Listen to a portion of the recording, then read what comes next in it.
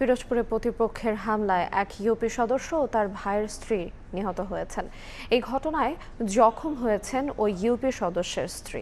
স্থানীয়রা জানান, পরকীয়ার জেরে ইন্দুরকানী উপজেলার চণ্ডীপুর ইউনিয়নের ২ নম্বর ওয়ার্ড ইউপি সদস্য শহীদুল ইসলামের সঙ্গে প্রতিবেশী ইউনুসের পারিবারিক বিরোধ চলছিল।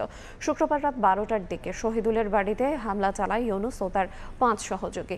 এ সময় দেশীয় অস্ত্র দিয়ে শহীদুল, তার স্ত্রী রেহানা এবং ভাইয়ের স্ত্রী মৌলিকে কুপিয়ে জখম করা হয়।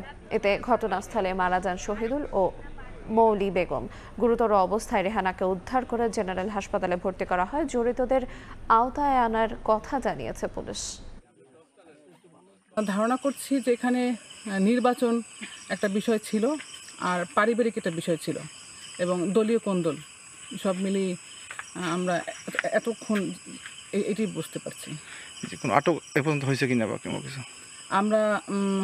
আমরা আসামি মানে অলরেডি আমরা শনাক্ত করেছি কারা এই হত্যাকাণ্ড ঘটিয়েছে। আমরা অভিযান চালাচ্ছি।